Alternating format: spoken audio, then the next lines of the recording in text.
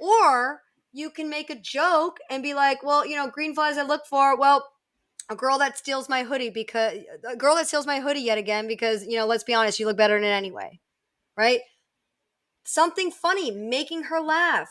That's the best part, because then it's going to be using or appealing to her curiosity and making her curious about you, which is the first step of attraction. The other thing too, I mean, there are ways where you can cultivate that spark, but again, you have to get very good at knowing who you are and knowing, so you can make those jokes. Because the other thing, this kind of goes back to what we talked about in the very beginning, where you're talking about teasing and negging girls. So here's the thing. Um, while I don't like to teach negs, and I think negs, they do have a time and place, but it's very rare, and I actually don't normally even teach them. Teasing, however, definitely. And here's the Mm. thing. A lot of guys, I don't want to tease because, she's going to be turned off. She's going to be this. Think about it from her perspective. She probably has brothers. And even if she doesn't have brothers, she probably has guy friends. How do you, as a guy, treat your friends when you guys disagree about something?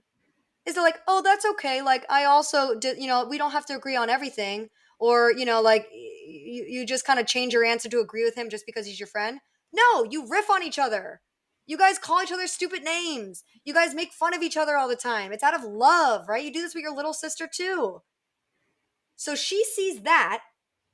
And then all of a sudden she sees you treating her on a pedestal, not doing those things. She's going to be like, being on a pedestal is lonely. It's lonely at the top. You look around, you're like, now I feel like ostracized. I want to see him treat me the way that he treats his friends, the people who are closest to him. And a good practice to do that is treat her like a little sister, where you're not going too far to make her go cry to mom, but you're doing it in a way that makes her laugh, that makes her want to spar back, because it also shows us this side of yourself that you don't really care. You're not dependent on the outcome, because you're secure with yourself, and you're going to treat her like you would treat every other friend that you haven't seen in a while. I love that. I love that way of looking at it because it just removes such a level of bullshit and stress that we put on it. So how then? Because you're known as the red flag whisperer. Um, Mm-hmm. how? What are red flags then? How should we look for in her behavior or their behavior, depending on like what your sexual preference is, to decide, nah, it's not worth it? And how do we deal with rejection to come back stronger? To learn from it and then grow from it. So, red flags and green flags, that's going to look different to everybody, because sometimes a man's red flag for a girl is that she is too clingy. But for another guy who is very avoidant, that clinginess could actually just mean that she's secure, and he's just so avoidant that anything looks clingy.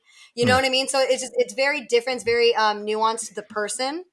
Um, but I think, general red flags, if you will, is a woman that's not contributing investment.